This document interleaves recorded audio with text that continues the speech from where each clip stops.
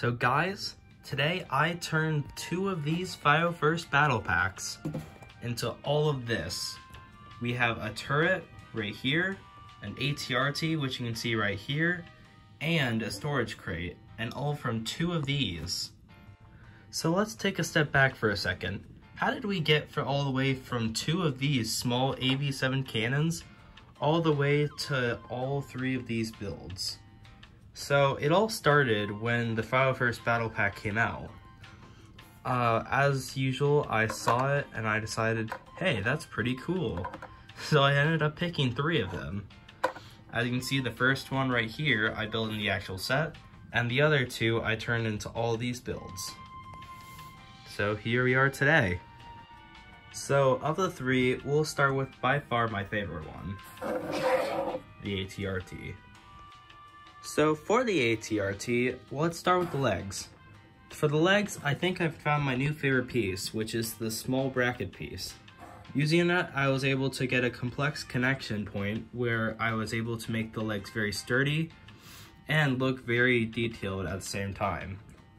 Moving on to the legs, I was able to get some pretty simple connection points, but notably, I was able to get this chrome silver part, which isn't really chrome, but I was able to make it look like armor while still kind of hiding one of the joint connections in the leg. So moving on to the front, we have the armor plating. This was mostly used to protect the clone who was riding it, which you can see a little place for him right there. And it also has a gun at the front, which I was able to do using a somewhat weak connection, but it still works really well and it's not easy to fall off. Next, you have the back part, which has a little antenna. This is not my favorite part of the build just because it looks kind of out of place and doesn't look the best, but I think it definitely works for what it's trying to achieve. So yeah, that's the ATRT. The next part of the build is this awesome cannon. Now for the cannon, I was able to use the 2 spring-loaded shooters to make it look like it can fire twice at once, which also is complemented by the fact that it has 2 turret holes. I used a lot of connections that were very reminiscent of the actual AV7 cannon. For reference, I was able to use the connection point that they used in the actual AV7 cannon. As you can see, it allows the cannon to move up and down on that, and it allows this to move up and down. It's a really strong connection, but it works really well. It also has a little bit of a base. I was able to do this just using the 2 2x6s that were on both builds. And it also has some simple connections throughout. It was really cool and really challenging to build, but I think it looks really cool. Lastly, the crate isn't very notable. It has a few hover parts which allow it to look like it's hovering, but there's nothing very notable about it. There's a little clip bar on the end of it so a trooper can grab onto it, and it has some very simple techniques used to build it. Nothing much super noticeable, but I think it works really well, and I was able to use off most of the extra parts with it. Now that I've gone through all 3 builds, I'm going to go show you guys how to build each one. We'll first start with the cannon, then go to the crate, and finally the ATRT. I think it'll be really cool, so I hope you guys enjoy.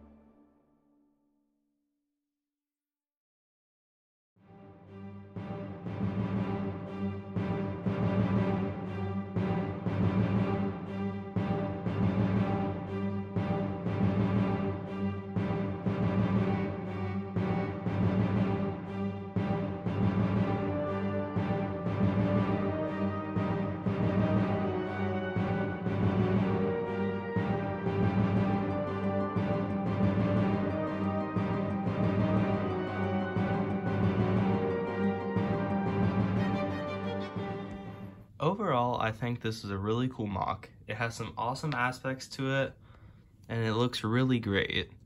From the ATRT to the cannon and the crate, they all look really good and work well together.